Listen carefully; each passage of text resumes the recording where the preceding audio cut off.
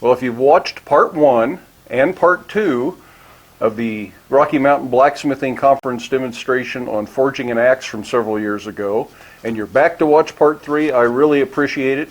I know this is a bit of a long, drawn-out video with a lot of dead time in it, but I hope you're finding it interesting, and I hope you find this episode interesting. We'll actually get most of the forge work done in part 3. So stick around for part 3, and then we'll do part 4 as a later video.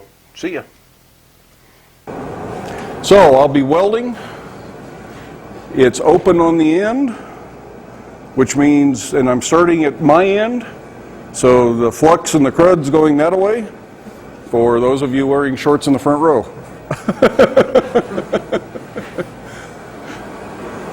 Just a thought. No, I just don't want you to blame me for not warning you. Okay, let's see if that's hot enough.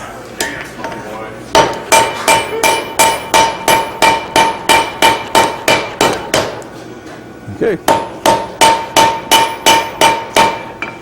I believe that's welded, and that's all I'm trying to do right now is just get that heel stuck so that when I put the cutting edge in, which we're going to do next, you don't have to bring that up to heat. I just want to set it somewhere. And I make my tongs out of mild steel, so I can do this. Did the cutting edge come back? Nope, there it is. I thought that was a drift.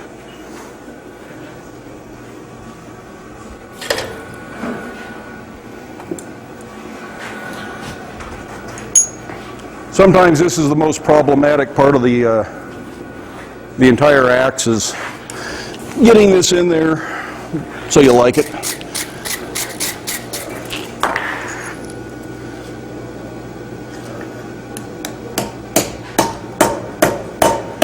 But I leave the cutting edge a little bit big so that it's guaranteed to weld in there, and I'm going to trim it off after we're through welding. Now, another reason for having that cutting edge cool and not making it when you need it is they weld at different temperatures. We just need to get that hot enough to flux. Tool steel welds. Right after you weld the bit. Okay, perfect. Tool steel welds at a lower temperature than the mild steel does. So if you made the axe, then set it aside, made the tool steel, and stuck them together, you're more likely to overheat the tool steel, theoretically. I don't know if it's easier on this side of an axe, or this style, because I'm 100% enclosed right now. Now, right now this looks like this.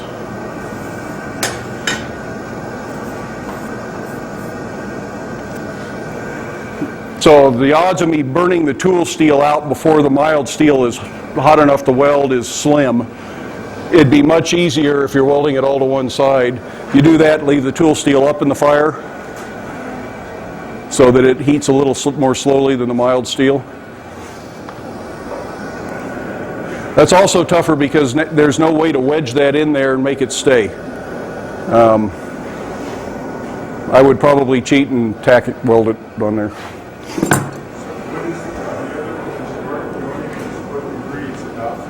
What's that?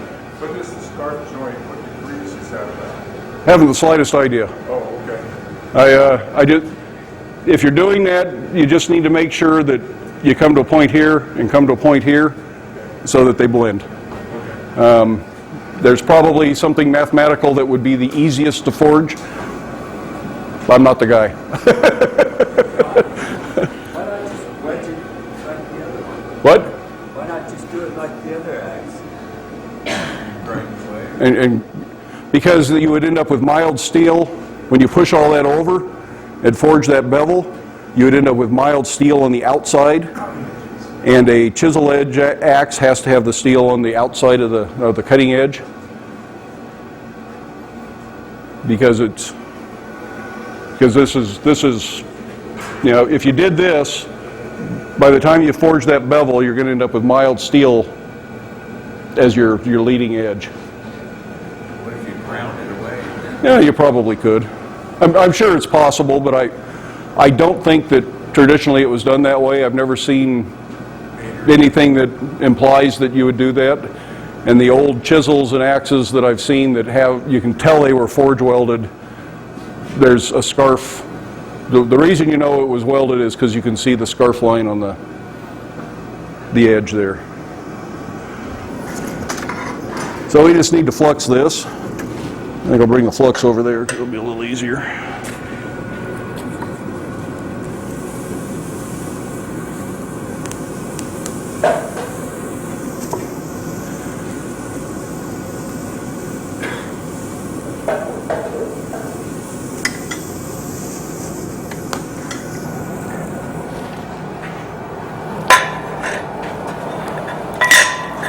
So it sounds like we're going to weld this, and then we need to take a brief break while they change tapes, and that's a good chance for everybody to stretch and find a bathroom, and then we'll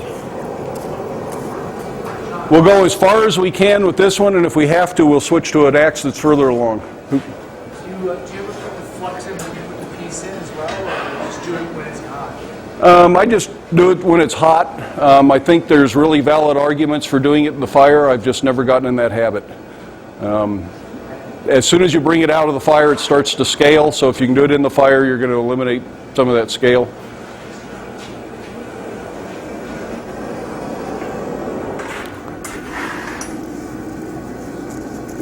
Can't see it. I want to drag it a bit more towards you because of hot spots. Yeah. Let's leave it right about there. And bring them up good and slow, or you won't have an even heat. It's a lot of steel to heat up.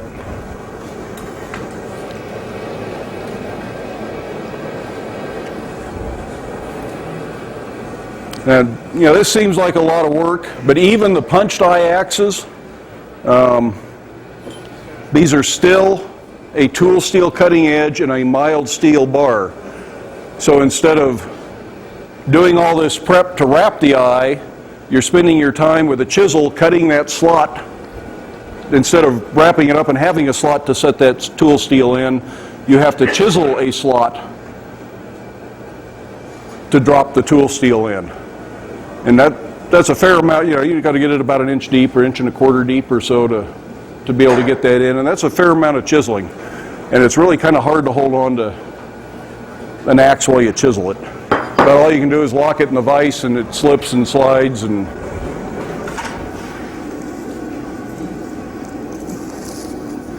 yeah, we're getting real close.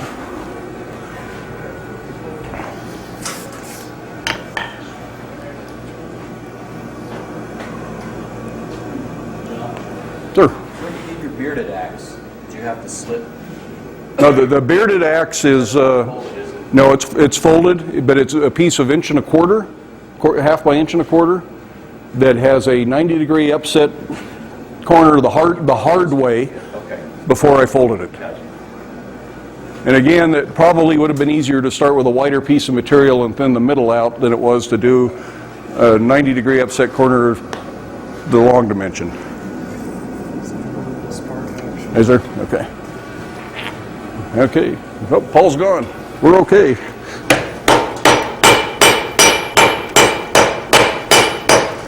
Now, while I have a welding heat and it's hot, I'll explain this hammer in a minute.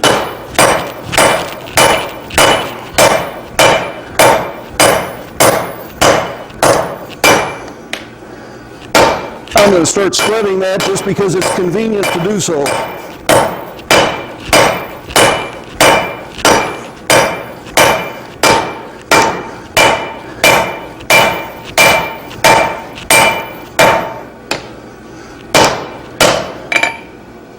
Yeah, I think we actually overheated the steel a little bit there.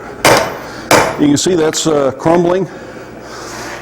I'm not going to pick it up, but you can see on this we're crumbling the edge. I'm hoping what is trapped between the mild steel is in better shape than that. That's part of the problem with using an unknown steel that you've never worked with. So we're just going to set this on the fire, take our break, and see in about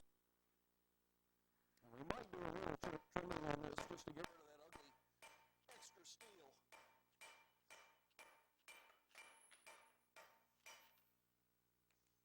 Stuff's falling apart. Work both sides so it spreads evenly. And kind of keep an eye on it. If you see cold shuts, now's the time to re-weld. The thinner it gets, the harder it is to fix a problem with your weld, but this feels pretty good. You can kind of feel it under the hammer. If your blows aren't solid, you're probably not welded very well.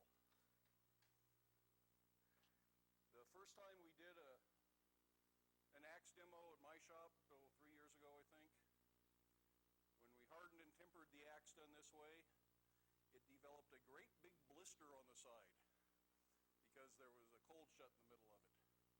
I'd never seen that before, haven't seen it since, but obviously there was an air pocket in there that was sealed up all the way around the side, and when you quenched it, it steamed or something. So Scott ground the bubble flat. It didn't cut all the way through it, and he's still using that axe. So I wouldn't sell it, but sometimes, yeah, a little hotter. But yeah, I'd give it to Scott, but he wouldn't let me throw it away. Weird things happen, I guess, is the point. You know, when you stand up here like this, you feel like you got to keep talking even though you got nothing to say.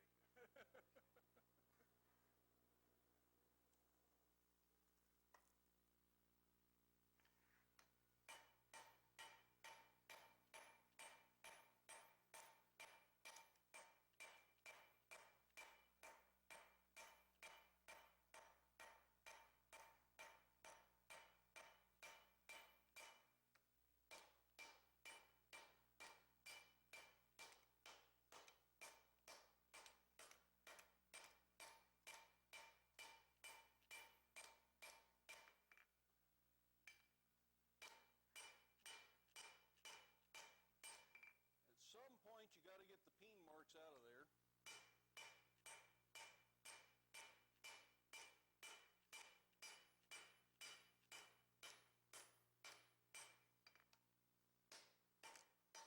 And we'll probably take a flatter to it before we're all done as well.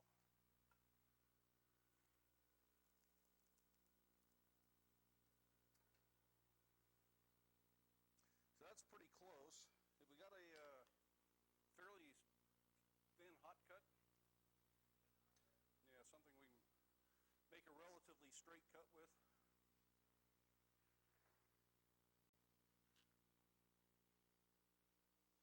And a cutting plate, because I don't see a cutting plate on that anvil.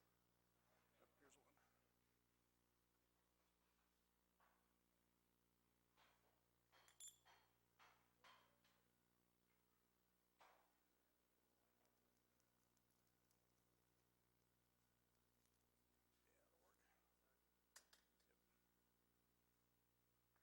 I'm going to trim off all the raggedy bits of tool steel that are poking out. Easier to cut it off with a hot cut than it is to grind it off. It's certainly easier to do that than it is to file it off. Yes, please. Yeah, that's good. Not too hard.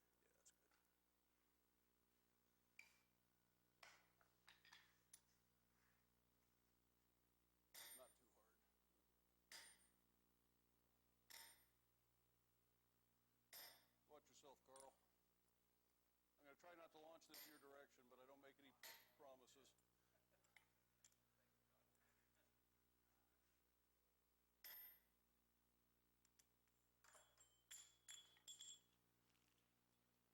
That's going to be hot.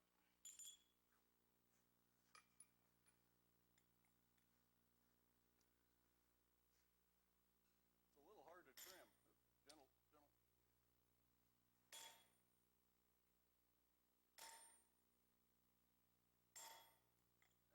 That may be about all we can get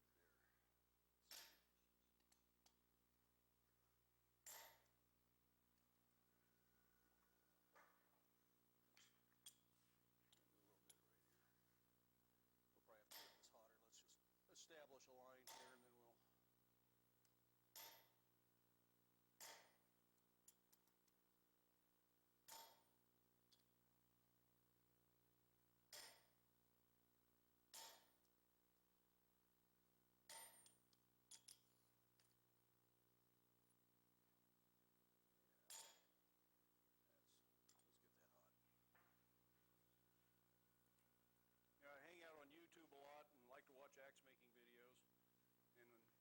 slickest way to do this I've seen is with a long curved hot cut that's the exact profile you want of the blade. And straight on one side. So it makes a square edge instead of a bevel on one side that you then have to try and grind off from the other side.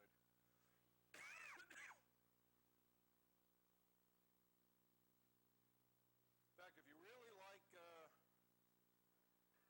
if you like to watch videos of other people working and you like axes, look for a Grand Fours Brooks, something like that video. They're a Swedish axe making company. I don't know.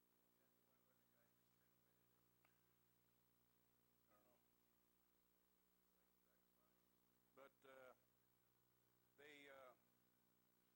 a factory, they're forged, but in a factory setting, and I don't think I would call it a power hammer. I don't know what I would call it. It probably starts here, ends over here somewhere, and over on this side, they stick a bar that's probably 1.5 inches by 3 inches, and it cuts it off in one pass, and the guy picks it up and goes boom, boom, and it punches a hole, and then he comes over here and he drifts the hole, and there's a different die in every spot, and they're all exactly the same. When he gets to the end, he's got an axe, one heat. It's a very impressive video.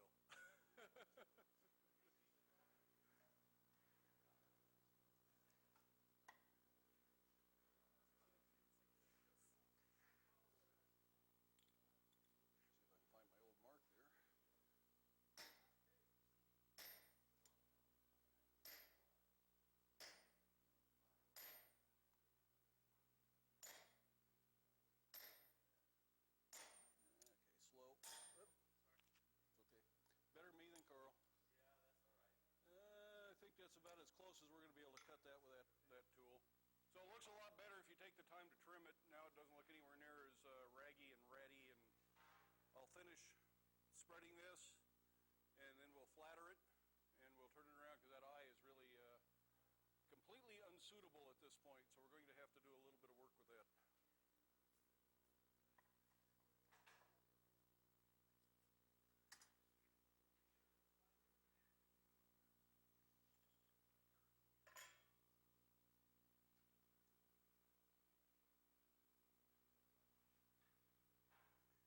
So I bet we'll need a flatter. I don't think there's one over here.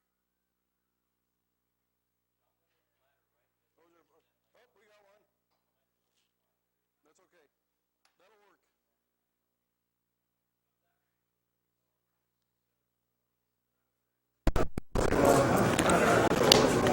Heck, there's one under that anvil too. There's flatters everywhere.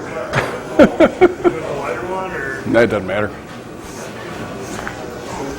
We're not going to do that this heat anyways.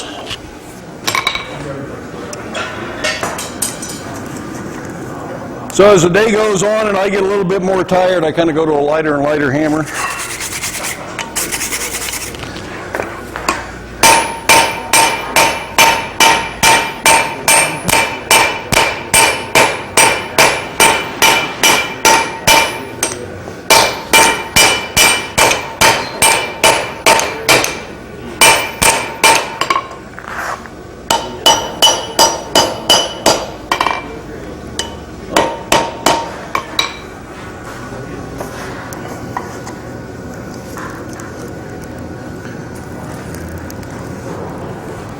If you can get it by forging, it's going to save you time filing, grinding, or whatever else you're doing.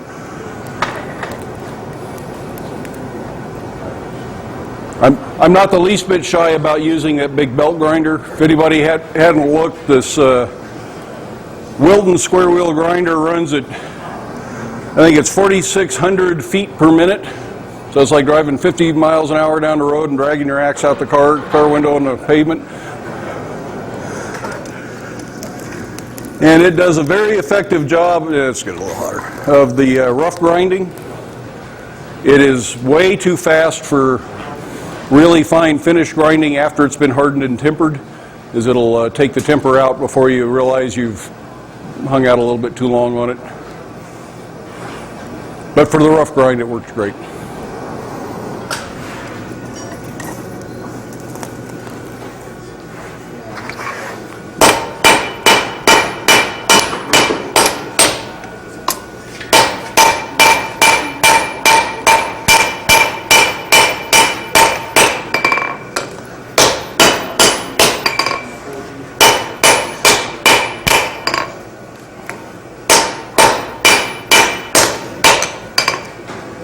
That's about all I'm going to do to the blade. We're going to flatter that next.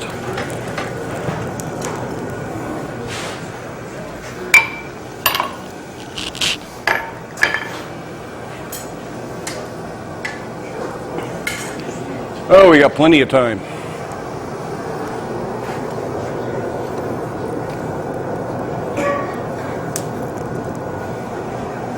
want help straightening the flat? Yeah, yeah.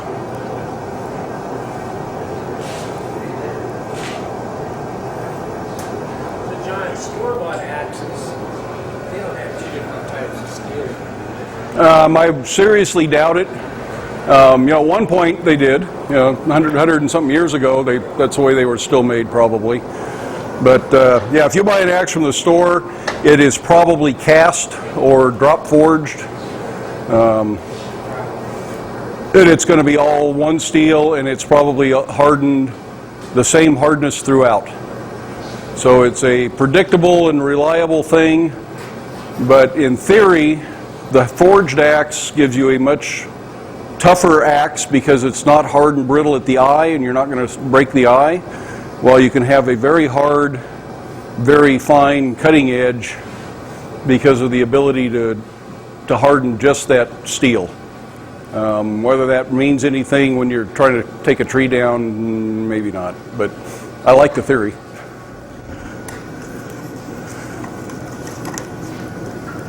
Yeah, unless you're buying a Grand Force Brooks axe from Sweden, probably you're not getting a forged axe. They're being cast or drop forged.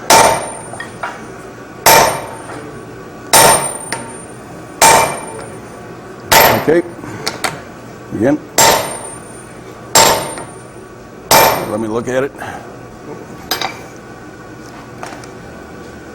It's pretty straight. Yeah, hold on just a second. As long as we're here, I like to sign my stuff.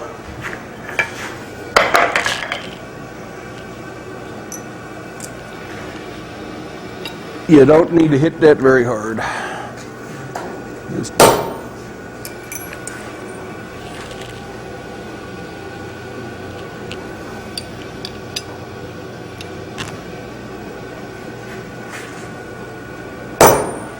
okay, pretty good. So with any luck, we don't have to go back to the blade at all to forge, although invariably you end up going back a little bit just to straighten things out and take the wonkies out of it.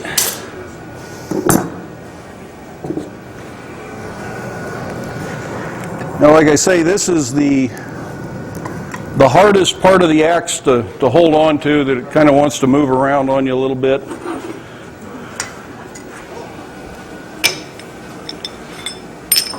These V-bit tongs, if you try all of the ones in your pile, frequently you can get one that holds that and flares out a little bit. I think are a little better than flat bit tongs for that job.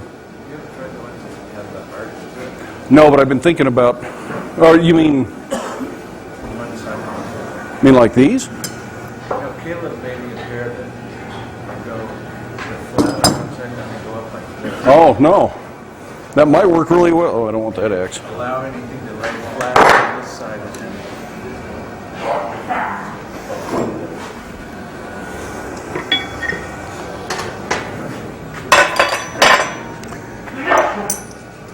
After all that forging, frequently the eye is squished so far down that you can't get your drift into it. And sometimes you got to be a little creative to get it open. No, not at the moment anyways. So I'm going to start just by driving, and that'll wedge up in there. I find the vise to be a really good place to do this because you can support the whole axe.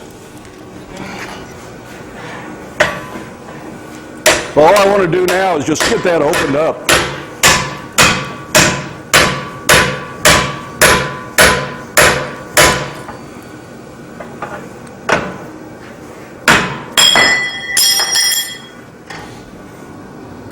And then hopefully I can get the drift I actually want to work with into there. That's one advantage of this monster drift, is it will do a whole range of sizes, so it'll go in when the eye is a little tight and you can slide it up.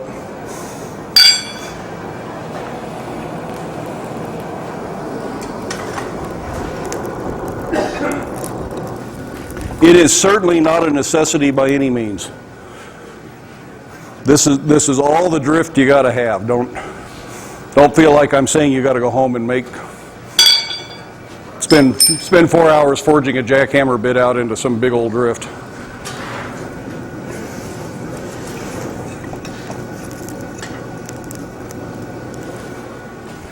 This is also a little bit harder to drive in the vise because it's so stinking tall.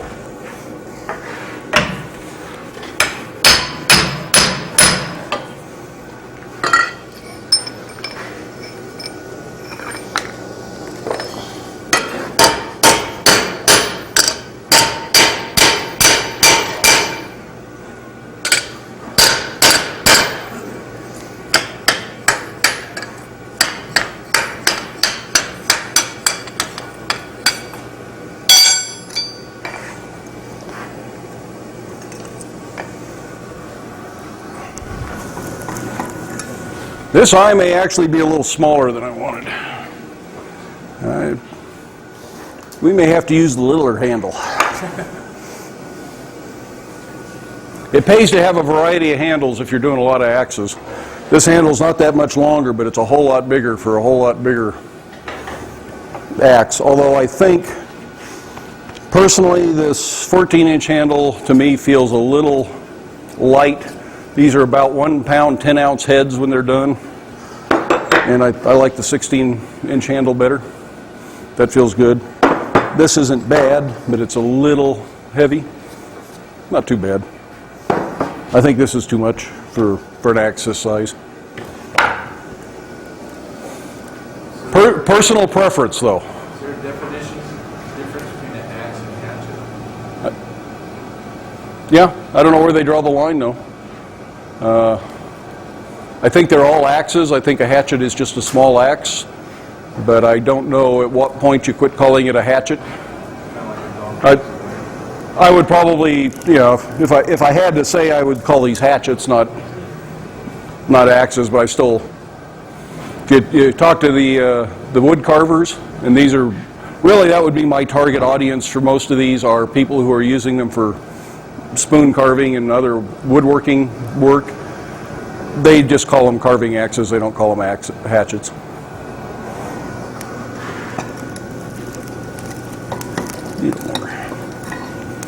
Try and keep the eye even. If it starts to stretch a little bit, you don't want it to stretch on one side.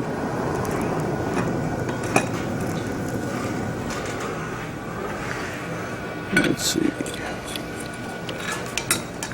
And try to put the drift in from both sides, not just always from the same side. You want that hourglass-shaped eye.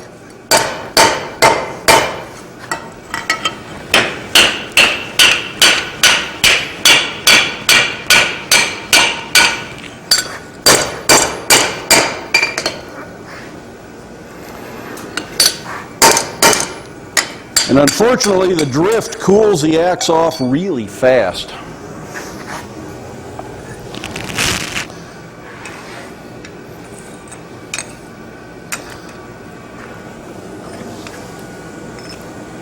It might go in there. It's like time to take another break.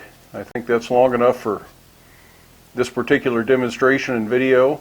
We have one more segment to go. We've done 3 parts, and we will do part 4 in the next one.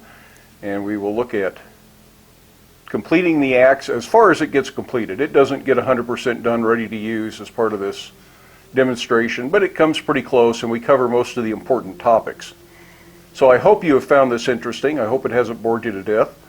If you enjoy this type of video and would like to see more of what goes on at the Rocky Mountain Blacksmithing Conference, the Rocky Mountain Smiths has videotaped every demonstration that has been done since the beginning of the conference. This was at the request of Francis Whitaker to archive what's going on. So if you're interested, by all means, go to the Rocky Mountain Smiths website. I'll put a link down in the description, and you can go and find these videos, and you can purchase a DVD of any demonstrator's demonstration for the last 20 years or so. And I think they're well worth watching if there's something that interests you. This particular demonstration you're watching is the DVD that was taken of my demo, and it has been reproduced with permission from Rocky Mountain Smiths so that you can see it and so that I can share it with my audience. I hope you're enjoying it. Hope you can give it a thumbs up. Love it if you hit that subscribe button. Stick around to watch the next one when it comes out. But get out to the shop, get busy, challenge yourself. Maybe you can make an axe. But do stay safe and wear your safety glasses. We'll see you for the next one.